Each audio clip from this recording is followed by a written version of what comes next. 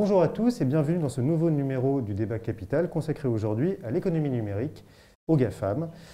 Car cela ne vous a sans doute pas échappé, les résultats records des géants américains de la technologie les exposent peut-être plus que jamais à une réplique d'ordre politique en matière de fiscalité et en matière de régulation.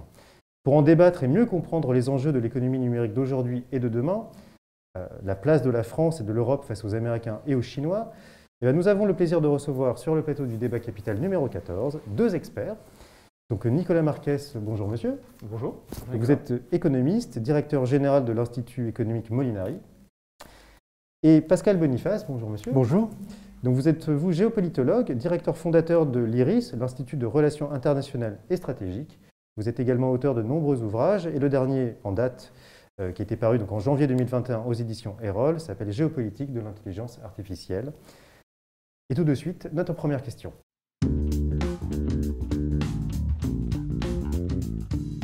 Tous les grands groupes pratiquent ce qu'on pourrait appeler pudiquement l'optimisation fiscale. Mais dans le cas des GAFAM, ce jeu de cache-cache avec le fisc a pris une ampleur assez démesurée. Bruxelles estime d'ailleurs que leur taux d'imposition moyen sur les bénéfices atteint quelque 9,5% contre 23,2% pour les entreprises, on va dire, plus traditionnelles. On a pas mal d'exemples avec Amazon aussi. Je vais commencer par vous, monsieur Marquez. Est-ce qu'il est faux de dire que les GAFAM ne payent pas d'impôts? Vous avez cité tout à l'heure dans l'introduction une estimation de Bruxelles faite à partir d'un modèle. Ouais. Et c'est très intéressant parce que les auteurs de ce modèle ont passé des années depuis à dire à la Commission européenne comment vous avez utilisé ce modèle et cette estimation pour dire que les GAFAM ne payaient pas d'impôts. Moi, je suis économiste. Dans un institut, on aime regarder les chiffres. Et les chiffres sur les GAFA, ils existent. Ils sont publiés chaque année par les GAFA, qui sont des entreprises cotées en bourse.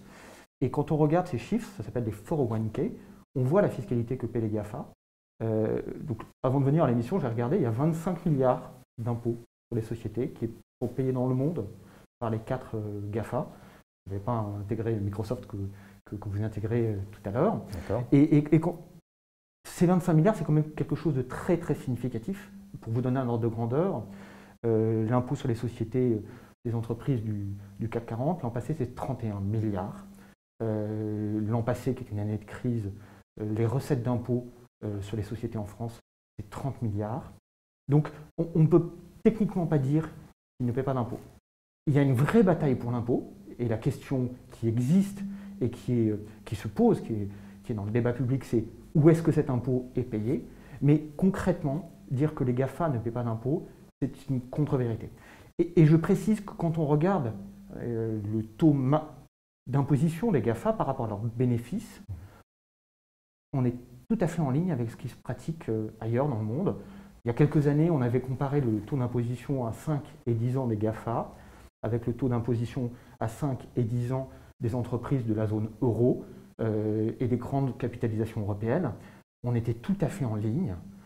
Ça a légèrement baissé puisque la réforme de l'ancien président américain, de Donald Trump, avait baissé les taux d'imposition, mais toujours est-il qu'il n'y a pas de décrochage entre la fiscalité d'un GAFA et la fiscalité d'une entreprise traditionnelle, contrairement à ce qui est dit. Moi, je ne suis pas économiste, mais enfin, en tous les cas, je lis un peu les travaux des uns et des autres, et cette opinion est quand même un peu à rebours de ce que l'on peut établir. Alors, soit les économistes qui travaillent pour la Commission se trompent, etc. Mais les GAFA payent des impôts, mais ces impôts sont nettement sous-estimés par rapport aux autres entreprises.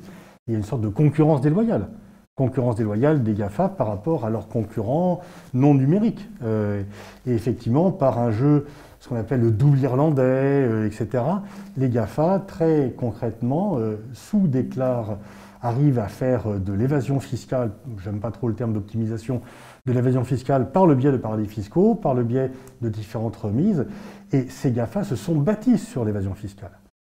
Et pendant très longtemps, d'ailleurs, l'État américain a laissé faire parce que les États-Unis estimaient qu'au total, même s'ils perdaient en termes de recettes fiscales par rapport aux GAFA, ils gagnaient en termes de rayonnement, en termes de puissance, et que c'était une façon finalement d'aider indirectement le développement technologique. Bon, là, Biden semble vouloir donner un coup d'arrêt à tout cela, mais en tous les cas, dire que les GAFA payent leur juste part de l'impôt est une opinion, je dirais, dissidente par rapport à l'opinion généralement qui recourt et les GAFA eux-mêmes ont du mal quand même. Alors, c'est vrai que récemment, par exemple, Amazon a dit « Regardez tout ce qu'on paye en France en mélangeant impôts sur les sociétés, TVA, taxes sur les salaires. » Alors oui, ils sont imposés, mais taxes sur les salaires, tout le monde la paye. La TVA, oui. Ce n'est pas l'imposition sur les bénéfices. Et on sait très bien que grâce à des gens très talentueux et très convaincants, ils arrivent à masquer une grande partie de leurs bénéfices pour échapper à la fiscalité. Justement, vous dites qu'il y a une imposition, donc ok, mais est-ce que vous ne pensez pas qu'en effet, il y a quand même une sous-estimation de l'impôt Écoutez, moi... Ou est-ce que vous trouvez au contraire, non, c'est légitime Moi, franchement, le débat consiste à dire qu'il ne paie pas d'impôt au niveau global, et ce n'est pas vrai. C'est pas ce que montrent les chiffres. Alors peut-être que depuis 10 ans, ils font des efforts au 1K qui sont faux, peut-être que la SEC ne regarde pas les chiffres, mais il y a bel et bien des montants, et vu de... Moi, je suis économiste et j'ai plutôt l'impression que c'est les montants de fiscalité qui sont tellement attrayants, parce qu'ils payent des impôts très significatifs, j'ai plutôt l'impression qu'on assiste à un combat pour cet impôt. Chacun veut sa part, et chacun veut vérifier que sa part est la bonne, qu'elle est légitime. Cette année, ils ont payé 25 milliards d'euros d'impôts, comme je vous le disais, sur les sociétés. C'est sans compter les impôts de production qui existent dans certains pays, et c'est bien sûr sans compter les charges sociales qu'évoquait tout à l'heure Pascal Boniface. Donc franchement, qu'on dise qu'ils ne paient pas d'impôts, c'est une contre-vérité sur 5, sur 10 ans. Qu'il y ait un débat sur la localisation de l'impôt, je l'entends, parce que les GAFA, par leur business model, ont beaucoup d'immatériel, ont beaucoup de brevets, ont beaucoup de choses comme ça. Selon l'endroit où on les localise, vous pouvez avoir des résultats fiscaux différents. On a des ordres de grandeur dans le débat public, je rappelle, c'est une étude qui est citée par la Commission européenne, dont les auteurs ont même à un moment menacé de se retourner contre la Commission parce qu'ils jugeaient que l'utilisation de l'étude n'était pas légitime. Voilà. Et on parlait d'Amazon tout à l'heure, j'ai regardé les chiffres, ils sont accessibles en France sur société.com, donc ça coûte 2,90 le compte, et j'ai fait un petit peu d'addition, je vois 25 millions d'euros d'impôts sur les bénéfices, 36 millions d'impôts et taxes de production. Alors bien sûr, en plus, il y a les cotisations sociales. 25 millions d'impôts sur les bénéfices, c'est pas grand-chose par rapport aux bénéfices que Amazon fait en France. J'ai comparé, franchement, j'ai comparé par rapport aux entreprises françaises. Ils sont tout à fait en ligne, ils paient légèrement plus que l'entreprise française moyenne. Oui, mais ce que vous dites, Pascal Boniface, c'est qu'ils font quand même beaucoup plus de bénéfices. Non, ils ont payé 41% d'impôts sur les bénéfices. Non, mais franchement. Oui, bien sûr, mais si vous cachez vos bénéfices, vous payez. Enfin bon. Mais écoutez, soyons sérieux quand même. Je suis désolé, je suis très sérieux. Ouais. Amazon, c'est de l'entrepôt. On peut débattre sur la localisation des brevets, sur toute une série de choses. Mais concrètement, je ne pense pas que la Redoute, je ne pense pas qu'Auchan, je ne pense pas qu'Amazon, en France, ait une aptitude énorme à cacher leurs bénéfices. Et clairement, c'est du stock. Il y a de la marchandise, c'est du flux. Peut-être que nos agents du fisc ont des problèmes de vision ou autres, mais je n'y crois pas personnellement. Bon, écoutez, ce que je vous propose, c'est qu'on passe à la question suivante pour creuser un peu cette question de l'impôt, alors.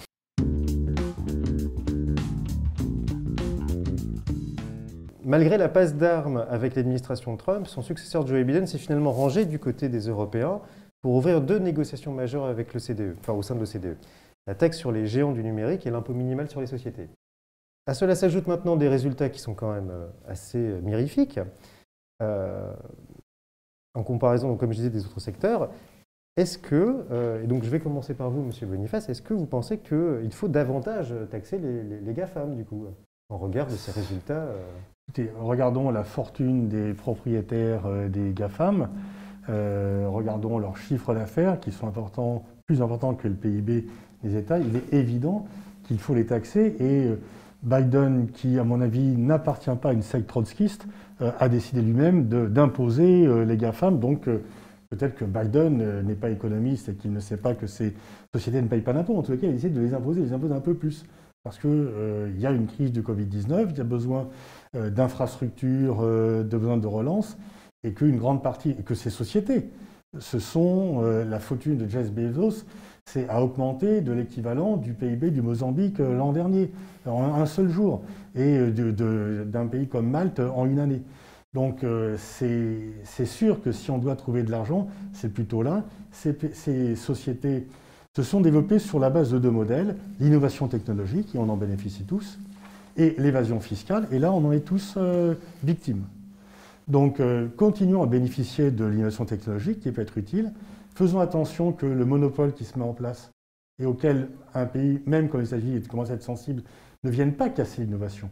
Parce que la lutte contre le monopole, c'est pour éviter de casser l'innovation, et dès que vous avez le monopole, vous êtes moins innovant de toute façon, et également contre l'évasion fiscale. Et il faut que ces sociétés obéissent à une règle commune et qu'elles ne viennent pas les maîtres de la société en imposant leur pouvoir, leurs décisions de pouvoir politique. Et on voit que différents échelons, aux États-Unis, en Europe, en Chine, chacun à sa manière, réagit par rapport à la trop grande importance, par rapport à la trop grand pouvoir de décision qu'ont connu ces géants du numérique. Une fois encore, il ne s'agit pas de les blâmer, moi-même je les utilise, ils nous aident dans notre vie quotidienne, mais il faut faire attention de réguler cela, parce que s'il n'y a pas de régulation, eh bien on va se retrouver par une régulation qu'on n'aura pas choisie, qui sera imposée par les GAFAM et dans laquelle nous serons perdants. Il y a un problème de sémantique. Quand on taxe les GAFAM, comme vous le disiez tout à l'heure, en fait, on taxe qui? On taxe une entreprise qui est puissante. Et on sait très bien que les taxes, elles vont des forts aux faibles. Hein. Pour reprendre l'expression de Maurice Lauré, la fiscalité est quelque chose, aujourd'hui on dirait qu'elle ruisselle. Et franchement, il faut avoir ce débat, parce que tout le monde parle de taxer les GAFA, mais en fait, on a eu la démonstration grandeur nature que quand on prétend taxer les GAFA, on taxe les partenaires des GAFA, et vous l'avez cité. Tout à fait, oui. Et les partenaires des GAFA taxent les consommateurs. Donc en fait, ce qu'on a appelé la taxe sur le numérique en France, de facto, ça s'est retrouvé une taxe sur les utilisateurs du numérique. Comment ça s'est passé? Certains qui font des applications ont dit aux fabricants d'applications, dorénavant le tarif est différent. Ceux qui font de la vente en ligne ont dit, dorénavant, je prends une commission plus élevée. Et puis vous citiez le dernier exemple, ceux qui font de la publicité ont dit, maintenant, c'est plus cher. Et finalement, ces GAFA qui existent, qui sont là, qui font un poids, qui apportent des innovations, qui ont une taille de marché très significative, sont à même de reporter la taxe sur leurs partenaires, et les partenaires reportent sur les consommateurs. Donc en France, on a eu un débat très intéressant sur la taxe GAFA, mais on savait très bien, les autorités savaient très bien, nous en tant qu'économistes, on savait très bien, que finalement, ça serait les consommateurs qui seraient taxés. C'est des choses qui se produisent dans tous les domaines. En France, on a une taxe sur les assurances, qui est très importante. Ne pensons pas un instant qu'elle est payée par les compagnies d'assurance. Elle est payée par les consommateurs d'assurance. On a des taxes sur les mutuelles, on a des taxes... Alors il y a des domaines où on l'accepte. Par exemple, le tabac, on sait tous que le droit de consommation sur le tabac, il est payé par le consommateur. L'essence, la TICPE, on sait tous. Et dans les GAFA, on raisonne comme si ça serait différent. Mais non, c'est exactement ça. Quand vous avez un... Mais donc il faut supprimer l'impôt sur les sociétés.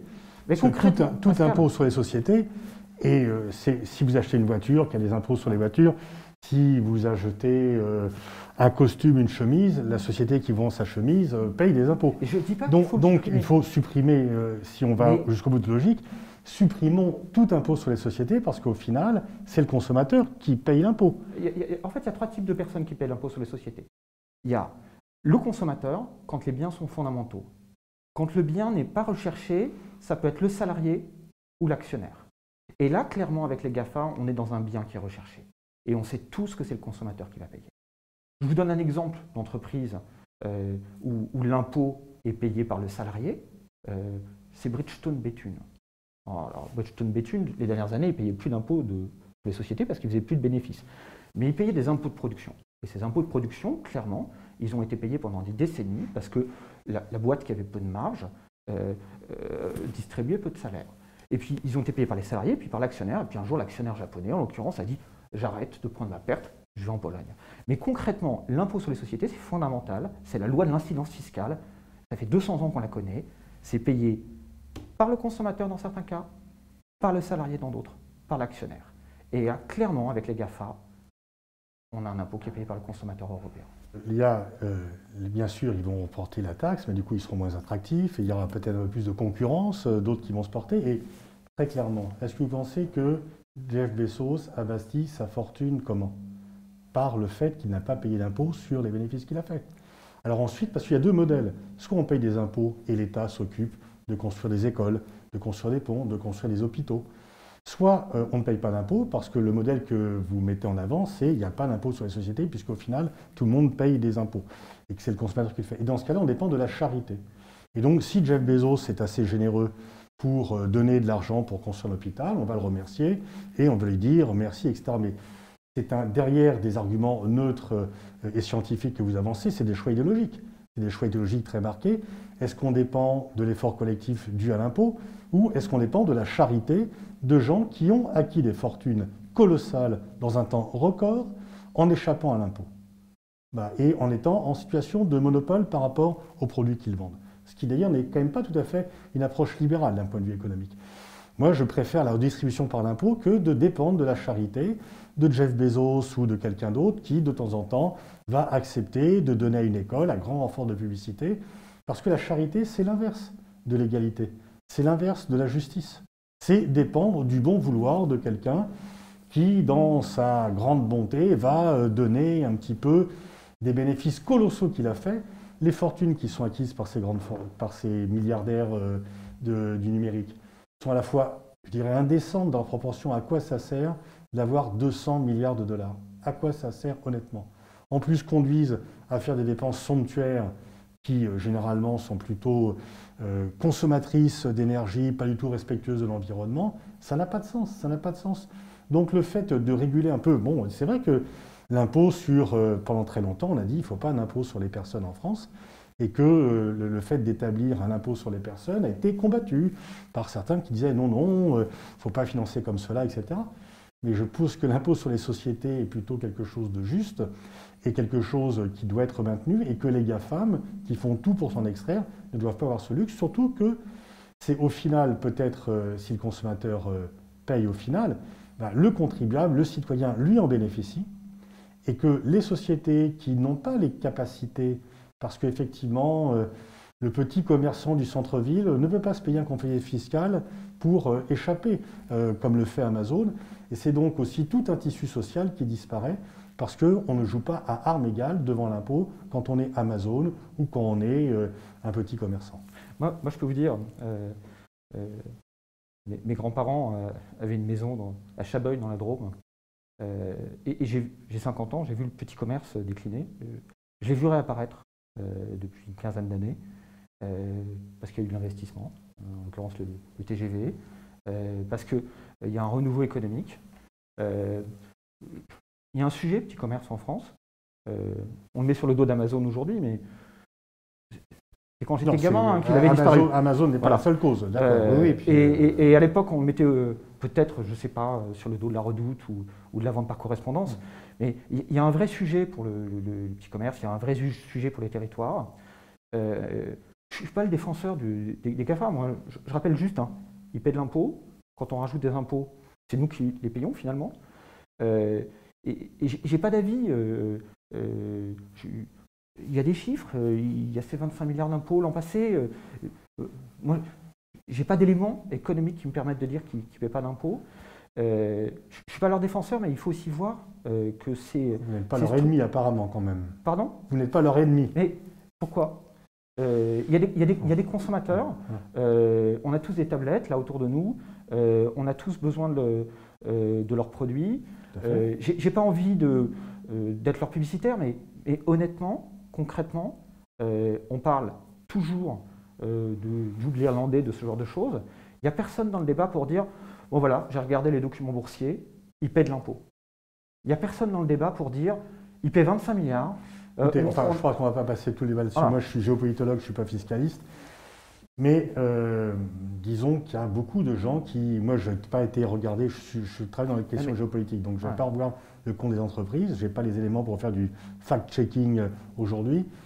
Mais je ne suis pas sûr qu'il n'y ait pas des gens qui fassent le même métier que vous, qui ne soient pas en mesure de contredire les chiffres que vous avancez. Mais personne ne l'a fait. Et qui, on a commencé à travailler sur ce thème dans au moment de la taxe GAFA, du débat sur la taxe GAFA, parce qu'on a pris les éléments qui ont été répétés.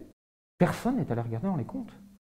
Je ne pensais pas qu'il y avait des imbéciles à part vous sur Non, Terre. Je n'ai pas dit que c'était des imbéciles. Ouais. C'est-à-dire que tout le monde a parlé du modèle de la Commission européenne. Ouais. Personne n'a dit en France que les auteurs avaient menacé de se retourner contre la Commission européenne parce que c'était un modèle théorique. En fait, vous savez, le chiffre de 9,5% d'impôt pour les GAFA contre 30% pour les entreprises françaises, vous savez ce que c'est? C'est un calcul théorique. Si vous vous installez en France et que vous bénéficiez de toutes les aides à fond, vous pouvez ne payer que 9,5% d'impôt. Mais quand on regarde les comptes des GAFA, ils ne paient pas 9,5 en France. Ils paient 30 à 40. Ils payent moins que ça, effectivement. Ils payent moins que ça, Pascal, c'est l'inverse. Je vous invite, je vous les partagerai. Société.com, pour les auditeurs, ça coûte 2,90 €. Vous regardez les comptes et vous faites les ratios.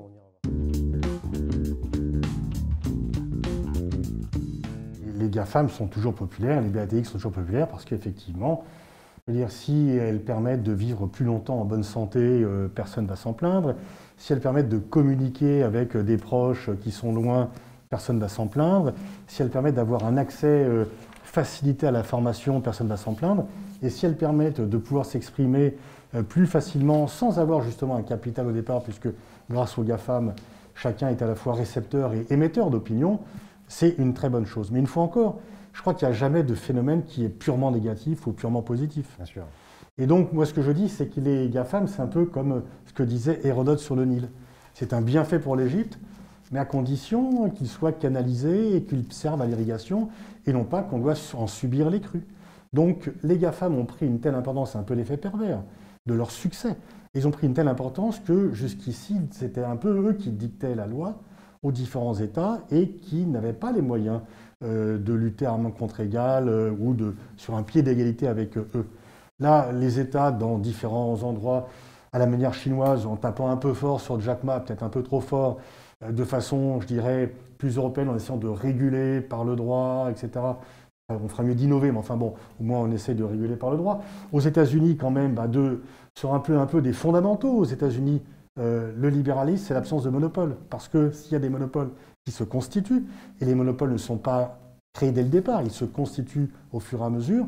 Et là, les Américains ont commencé à penser qu'il y avait un risque de constitution de monopole et qu'il fallait, si ce n'est un nouveau Sherman Act, du moins faire attention à cela pour éviter. On a démantelé la Standard Oil à la fin du XIXe siècle, on a démantelé ITT en 82, on ne va peut-être pas démanteler Facebook, mais au moins de limiter. Et donc, c'est là que je pense qu'il y a peut-être un point d'accord entre deux conceptions initialement différentes, c'est qu'il faut les utiliser, mais ne pas être possédé par eux. Et une fois encore, il y a un sentiment dual par rapport à ces géants du numérique. Elles sont extrêmement populaires.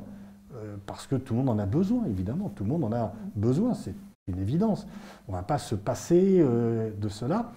Mais je dirais que, de même qu'on a pu se dire à la fin du XIXe siècle, on a besoin du pétrole, mais il ne faut pas que la Standard Oil ait un monopole. Et on a besoin du téléphone, il ne faut pas que AT&T ait un monopole. Et donc, on en est un petit peu là, à ce tournant en ce moment. J'aime bien le parallèle avec la Standard Oil, parce que personnellement, je ne suis pas persuadé que ça ait apporté quelque chose. On l'a démantelé à la fin du 19e et le pétrole a été quelque chose de fondamental au 20e. Et donc, j'ai envie de dire... Mais il y avait compétition entre les acteurs. Oui, mais elle aurait quand même émergé parce que on a toujours l'habitude de regarder les gros à un instant T, mais on oublie toujours les gros qui sont tombés. Moi, j'ai découvert le numérique avec AOL. AOL, hein. Je ne sais pas si les auditeurs moyens connaissent. Et donc, bien sûr, il y a toujours la tentation à un moment de dire ils sont très très gros, la Standard Oil était gigantesque, mais c'était le marché pétrolier s'est développé énormément. Les GAFA aujourd'hui, quand on les regarde, ils sont énormes. Maintenant, par exemple, Facebook. Ils sont énormes pourquoi? Parce que dès qu'il y a une jeune pousse qui se développe, elle est rachetée. Mais regardez, c'est ça qui est vous avez raison. Rappelons fondamental. Instagram qui a été racheté par Facebook et WhatsApp 2 ans après. Mais c'est ça qui est fondamental. Pourquoi et là, on devrait avoir des GAFA européens. Si on regarde la France. C'est trop de choses. Attendez, on va revenir à cette question-là après. Et donc moi, en tant qu'économiste, plutôt que de démanteler ces gens-là, j'ai envie de dire, faisons en sorte que d'autres émergent.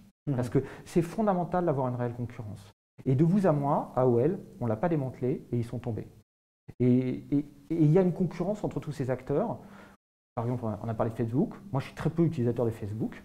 Je vous avoue que effectivement, je veux bien croire qu'il y a des gens qui regardent Facebook et qui croient que c'est un média d'information, qui croient que l'information est relue, qui croient que c'est fiable, qui croient qu'il n'y a pas de biais. Et de là penser que ça crée un risque systémique pour nos démocraties modernes. J'ai pas l'impression que la dernière élection américaine... Je partage complètement votre avis. Et donc, on a tout de suite envie de réguler. On régule à tort et à travers dans toute une série de domaines.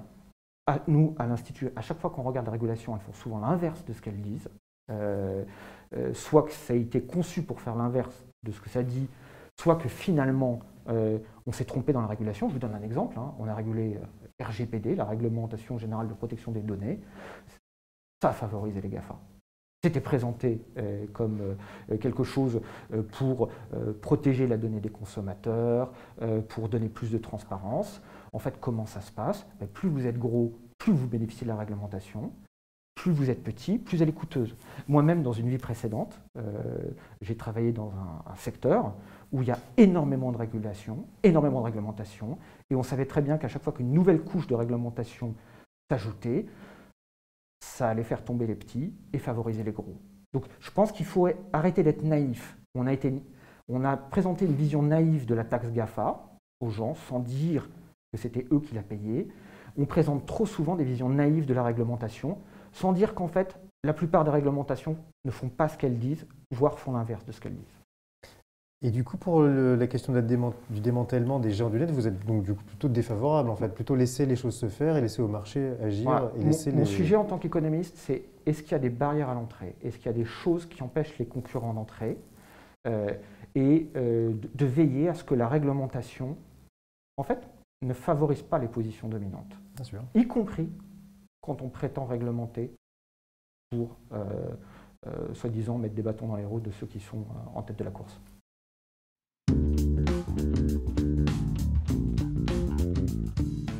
Malgré en effet des atouts en matière de recherche, malgré un haut niveau pour nos ingénieurs, et même une certaine forme de marché intérieur qui est assez puissant finalement, la France et l'Europe ne semblent pas en capacité de pouvoir finalement créer les Amazones et autres GAFA de demain. On a l'impression que les politiques sont en train de reprendre les choses en main, de voir ce problème-là et essayer de le prendre à bras-le-corps. Mais n'est-il pas trop tard? Et peut-être, du moins n'est-il pas trop tard pour cette question des GAFA, donc en fait de la numérisation, et peut-être qu'il n'est pas trop tard pour d'autres formes, notamment l'intelligence artificielle. Alors je vais vous demander à vous, Monsieur Boniface, qu'est-ce que vous en pensez? Vous avez raison, on est en retard parce qu'on était quand même en téléphonie les meilleurs et ça a été démantelé. En 2002, le Conseil européen lance les autoroutes d'information, rien n'a été fait. Et aussi, pendant très longtemps, l'Europe a préféré privilégier les consommateurs aux producteurs. Et donc, on a empêché des groupes d'importance de se constituer au nom justement de la libre concurrence. Parce qu'on disait, si un groupe européen devient dominant, il va priver les consommateurs de choix. Mais on n'a pas fait attention que si on privait les consommateurs européens de choix, en fait, on les livrait aux producteurs chinois, américains, en empêchant la constitution de géants européens. Donc là, il y a une prise de conscience quand même tardive, mais qui s'est faite quand même en disant on se tire une balle dans le pied. Et en empêchant l'émergence de géants européens, on n'empêche pas l'émergence de géants, tout court. On empêche l'émergence de géants européens et on laisse les Chinois et les Américains prendre. Donc pour revenir très précisément à votre question, pour ce qui est des données personnelles, c'est fini. On ne va pas créer l'équivalent de Twitter et de Facebook, ça prendra des années. Par contre, pour ce qui est des données industrielles ou des données de santé, la lutte n'est pas terminée, la partie n'est pas finie. Et c'est là où il faut mettre l'accent pour trouver effectivement un espace, à la fois au niveau français et au niveau européen. Et là, il y a plein de choses à changer. Et là, peut-être qu'on aurait des solutions communes, permettre plus de circulation encore entre l'université et l'entreprise. Pourquoi nos meilleurs talents? On s'est formé en France des très bons ingénieurs, d'excellents mathématiciens, mais s'ils partent une fois qu'ils sont formés et que la France a payé leur formation, s'ils partent travailler dans la Silicon Valley, quel est le bénéfice pour nous? Aucun. Donc comment faire pour retenir ces talents multiples que l'on crée, que l'on développe, mais qui très souvent doivent partir à l'étranger parce que les conditions qui leur sont faites sont plus attractives. Et donc il ne suffit pas de dénoncer leur absence de patriotisme, il faut, disons, développer les raisons qui puissent leur donner les conditions matérielles, les conditions professionnelles pour réussir. Parce que, oui, bien sûr, il y a des salaires plus attractifs ailleurs, mais c'est surtout, ils ont plus de moyens pour travailler. On s'est gargarisé d'avoir un prix Nobel récemment, Mais cette femme qui a eu le prix Nobel, elle est française. Mais si elle avait continué à travailler en France, elle n'aurait pas eu le prix Nobel. Donc là, il y a quand même des questions à se poser. Et en l'occurrence, pour les GAFA, clairement, on voit, la France, on est un pays de tradition d'ingénieurs, très très bien formés,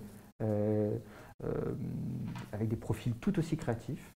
Donc on a toutes les bases. Et on sait faire des startups, mais on ne sait pas les faire grossir. Qu'est-ce que c'est qu'un GAFA, hein? C'est une startup qui a grossi, et puis un jour, elle a rencontré la bourse. Elle a rencontré un réseau qui est une pouponnière à géants. Donc aux États-Unis, la bourse elle est développée. Hein. Il y a dans le monde 100 000 milliards de dollars de capitaux, de fonds propres qui sont placés dans des entreprises. Les bourses américaines, c'est à peu près 40 000 milliards. Et c'est notamment lié aux fonds de pension, parce que les fonds de pension, c'est le capital qui est placé là longtemps et qui peut aider l'entreprise à grossir. Et pourquoi nos excellents ingénieurs, nos excellents créatifs partent à l'étranger? Parce que là-bas, il y a cet argent qui se déverse. Pourquoi nos entreprises se font racheter? Parce que là-bas, il y a cet argent qui se déverse.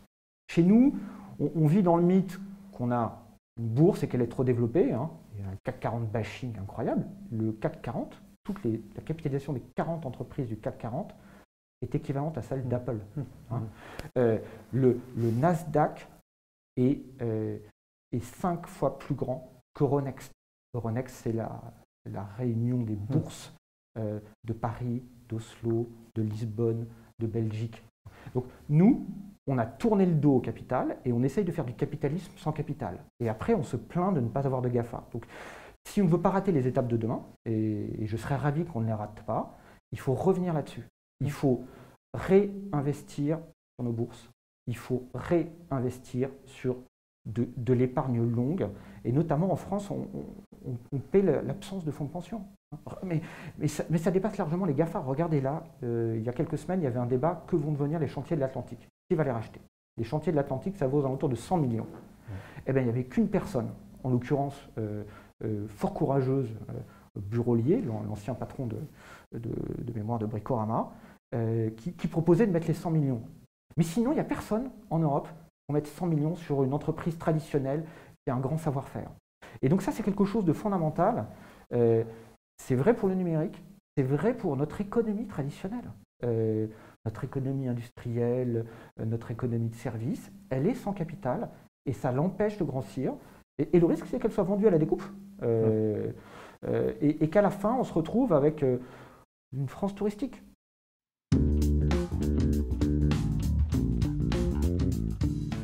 Toujours en quête de faire plus de livraisons, Amazon projette désormais l'installation d'une douzaine de sites géants en France. Ces méthodes pour s'implanter, cependant, irritent, agacent, de même que les nuisances induites comme l'artificialisation des terres, les flots incessants de camions, la précarité des postes créés, et finalement peut-être un modèle économique que d'aucuns dénoncent comme étant trop consumériste. Selon notre journaliste maison, journaliste du magazine Capital et spécialiste d'Amazon, Benoît Berthelot, la méthode de l'e-commerçant pour s'installer où il veut malgré les oppositions locales est simple, dissimuler son identité le plus longtemps possible tant que tous les permis ne sont pas obtenus en se cachant derrière le nom du constructeur. Est-ce que les collectivités doivent refuser la création d'entrepôts Amazon? Quels sont les bénéfices ou au contraire les inconvénients qu'elles en retirent en fait? Alors écoutez, si vous êtes une collectivité où il n'y a pas de chômage, où vous n'avez pas de problème à boucler vos fins de mois, où vous avez une forte composante touristique et que vous avez peur que ça dégrade le patrimoine, bien sûr. Mais j'ai envie de dire, on est quand même dans un pays où il y a 8% de chômage, où il y a 20% de chômage des jeunes. Si on se compare par rapport à la moyenne de l'Union européenne, on devrait avoir 500 000 chômeurs en moins. Si on se compare par rapport à nos voisins allemands, on devrait avoir 1 500 000 chômeurs en moins. Hein. Donc on n'est pas quand même un pays qui est on n'est pas la Suisse, hein, on n'est pas le Luxembourg, on a quand même des sujets économiques qui sont importants. On a 360 000 personnes qui vont tous les jours chercher du travail à l'étranger, ça s'appelle les frontaliers. Hein. On ne nous donne jamais le chiffre inverse. Combien de personnes vont chercher du travail en France par jour? 10 000, donc 36 fois moins. On a quand même 2,9 millions d'expatriés, c'est quasiment autant que les États-Unis, qui sont 5 fois plus grands que nous. Donc on a vraiment un sujet d'emploi. Et pour revenir aux chiffres, hein, société.com, vous regardez les structures d'Amazon, en moyenne, le salarié moyen d'Amazon, il fait gagner 60 000 euros à la collectivité. Alors, j'ai additionné quoi? J'ai additionné le salaire. Hein, moi, je vois un salaire brut de 35 000 euros. J'ai additionné les charges patronales de 16 000 euros qui alimentent nos comptes sociaux, qui posent problème. Donc, on est quand même heureux d'avoir 16 000 euros de cotisation patronale en plus, parce que l'alternative, c'est de payer pour un chômeur, et le chômeur, il coûte en moyenne 14 000 euros. Et là, je suis que dans les chiffres. Pas fantastique d'être chômeur, ce n'est pas un objectif dans la vie. Il y a en moyenne 3 000 euros d'impôt sur les bénéfices par salarié d'Amazon, et il y a en moyenne 4 000 euros d'impôt de production. D'ailleurs, ça dit en passant, c'est incroyable, les impôts de production en France sont plus importants que l'impôt sur les sociétés. Et ça, il faudra accepter de le retoucher, parce que ces impôts de production, quand c'est Amazon, Amazon les paye, mais quand l'entreprise ne fait pas de bénéfices, vous avez des entreprises qui ferment à cause des impôts de production. Je ne sais pas si on a parlé de Bridgestone Béthune, mais par exemple, typique de la désindustrialisation française, c'est une entreprise qui fait 5 millions d'euros de pertes et paye 7 millions d'euros d'impôts de production la dernière année où les comptes sont publics. Ouais, donc en fait, la fiscalité de production tue l'emploi. Donc concrètement, j'ai envie de dire, voilà, si j'étais responsable d'une collectivité locale, bien sûr que j'accueillerais l'emploi, bien sûr que j'accueillerais Amazon, et je serais ravi aussi d'éviter que d'autres entreprises se cassent la gueule et de retoucher ma fiscalité de production pour éviter que ma zone se transforme dans un désert économique. Deux choses rapidement. Il faut voir si les emplois créés correspondent à des emplois détruits. Et là, il faut faire une balance entre emplois créés et emplois détruits. Je ne rentre pas dans le sort qui aurait fait l'interdiction de syndicats, etc., qui ne sont quand même pas très 21e siècle, mais plutôt 19e. Mais surtout, en fait, par rapport à cela, on voit quel est le dilemme pour un maire ou un président de conseil départemental.